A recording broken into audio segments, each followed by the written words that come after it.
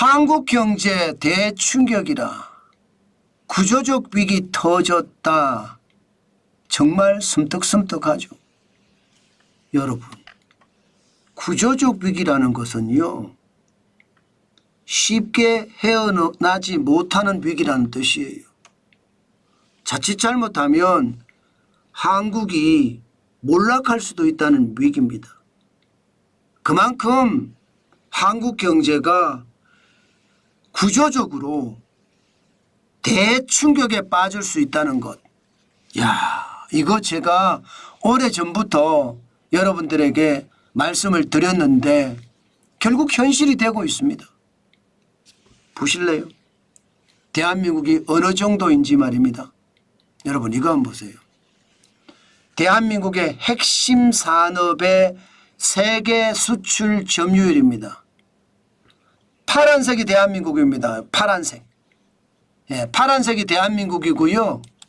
예, 빨간색이 중국입니다. 빨간색이. 예, 파란색이 대한민국, 예, 빨간색이 중국입니다.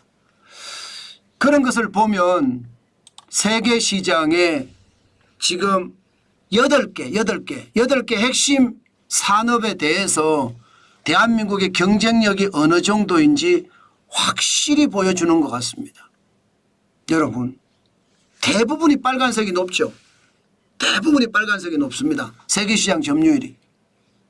당장 말입니다. 반도체만 하더라도 우리는 세계시장의 점유율이 6.34%인데 중국은 17.06%입니다. 물론 중국 시장이 크기 때문에 그럴 수 있습니다.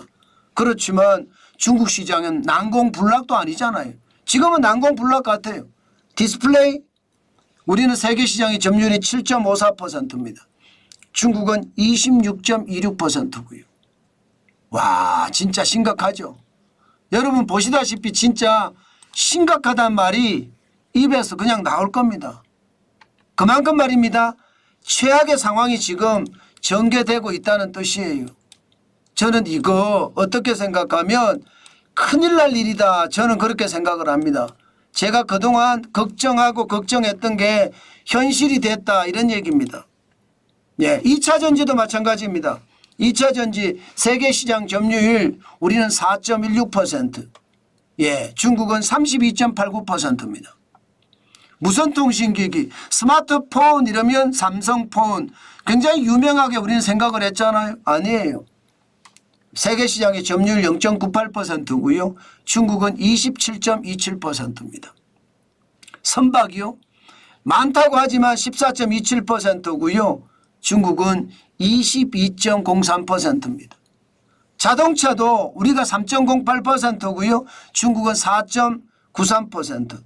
철강은 4.61%인데 중국은 14.86%. 석유화학이 우리가 하나 앞서 있습니다. 8개 핵심 산업 중에 석유화학 하나 앞서 있거든요. 우리가 4.42% 세계시장 점유율을 가지고 있고요. 중국은 3.37%예요. 그런데 이마저도 사실 심상치 않죠. 이마저도 심상치 않습니다. 지금 이대로 간다면 예, 석유화학도 중국이 그냥 앞서갈 겁니다. 여러분 여기서 보시면 도저히 우리가 따라가지 못하는 부분이 있죠. 예, 무선통신기기 이거 따라갈까요? 우리는 세계시장 점유율이 0.98%인데 중국은 27.27%입니다. 따라갈 수 있을까요? 불가능할 수도 있습니다. 예, 지금 이게 구조적 위기입니다. 대한민국의 기술도 중국에 뒤처질 뿐만 아니라 예, 가성비, 제품의 어떤 예, 심리적 구매 비중도 중국이 높다는 뜻이에요. 그래서 구조적 위기 터졌다는 이야기가 나오는 겁니다. 저는 이게 진짜 심각하다고 저는 생각을 합니다. 사실 중국의 기술력을 보면 2022년 기준으로 예, 우리가 더 뛰어나다 이렇게 생각하는 게 그렇게 많지가 않아요. 더 뛰어나다 생각하는 것은 2022년 기준입니다. 2차 전지가 우리가 100이에요. 예, 중국은 94.3이고요. 반도체나 디스플레이도요. 우리가 89고 예, 중국은 84.4입니다. 근데 이마저도 말입니다. 이마저도 2022년 기준이잖아요. 2024년 어떻게 됐을런지 또 봐야 됩니다. 일단 차세대 원자력이나 첨단 바이오는 비슷한 수준이라고 하지만 우주 항공 해양, 양자 컴퓨터, 첨단 모빌리티, 로봇 제조, 인공지능, 첨단 기술 제품에서는 이미 중국에 다 뒤졌습니다. 다 뒤졌어요. 그러면 여러분 우리 경제가 어떻게 될까요? 저는 여러분 대한민국이 지금 절체절명의 순간에 저는 빠져 있다고 생각을 합니다. 정치인들이 각성을 해야 돼요. 그냥 이대로 가잖아요. 대한민국 무너지는 것은 시간 문제예요. 제가 대한민국 끝났다 이 표현을 굉장히 잘 쓰는데 잘 쓰는 이유가 경각심을 가지자요. 경각심을 가지자. 경각심을 가져야지 여러분 대한민국이 살아날 수 있는 그런 힘이라도 있는 거예요. 지금 경각심이 없어요. 경각심이.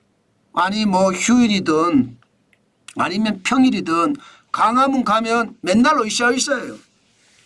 윤석열 퇴진, 김건희 특검, 이재명 구속. 대한민국이 이렇게까지 혼란스러운데 이게 뭐 제대로 되겠습니까?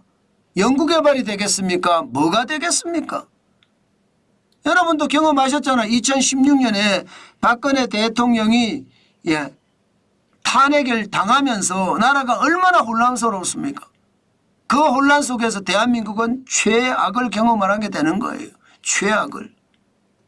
지금 2016년 이후 대한민국은 제가 봐서는 회복하기 어려운 상황으로 몰려갈 수도 있습니다. 왜 제가 그렇게 생각을 하느냐.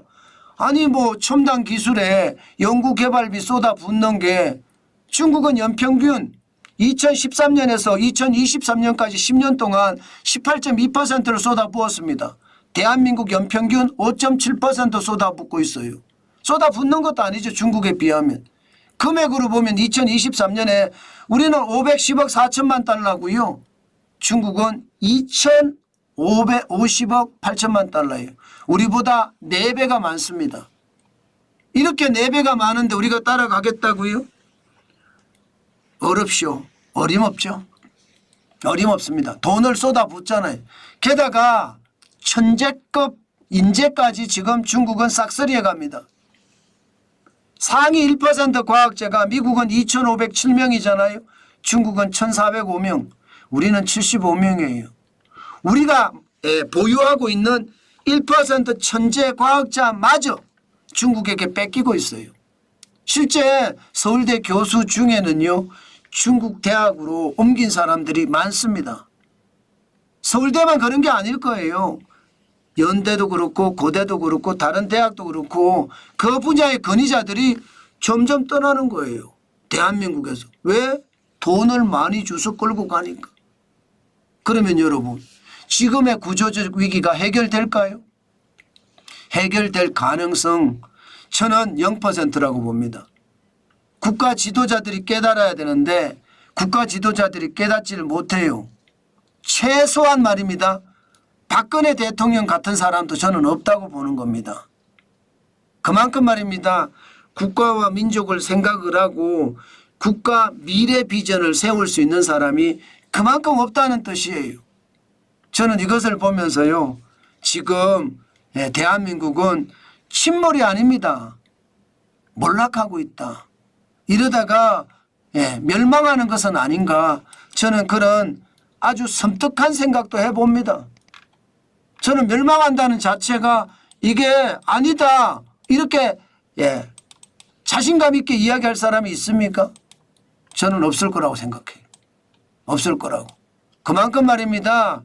지금 중국의 부상은 엄청나고요. 우리는 그 부상에 따라가지도 못할 뿐만 아니라 내부적으로 분열이 돼서 대한민국은 더 큰 어려움으로 점점 가고 있다는 것. 저는 두렵다 이런 생각을 계속하고 있습니다. 여러분, 대한민국이 구조적 위기에 빠졌다는 것, 이것은요 자칫 헤어나올 수 없는 구렁텅이로 빠졌다는 것과 다름이 없습니다. 시간이 지나잖아요. 구조적 위기는요. 기본적인 디딤돌마저 무너뜨릴 겁니다. 이것은요. 대한민국이 붕괴되는 게 아니에요. 대한민국이 멸망할 수도 있다는 것. 제가 너무 과하게 이야기하나요? 과하게 이야기하는 것 같기는 합니다. 그러나 그럴 수 있습니다. 저는 국가 지도자들이 빨리 깨달아야 된다고 생각합니다. 지금 이대로면 참 충격적이에요. 제가 유튜브 한 지 5년 됐습니다. 5년 전에 제가 이야기했던 게 지금 현실에서 일어나고 있잖아요. 제가 5년 전에 제가 가장 많이 쓰던 말을 지금도 기억합니다. 예. 시진핑이 그랬다는 거 아니에요. 내연 기관에서는 우리가 전 세계에 꼴찌를 했지만 전기차 부분에서만큼은 조만간 1등을 하겠다. 그런데 그 조만간이 굉장히 빨리 다가왔어요.